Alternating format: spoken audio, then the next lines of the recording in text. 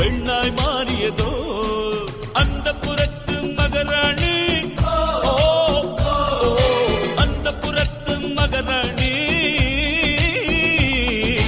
அழகிய லேலா, அவள் இவளது ஸ்டைலா, சந்தன மேலா, இவள் மன்மத புயலா, அடடா பூ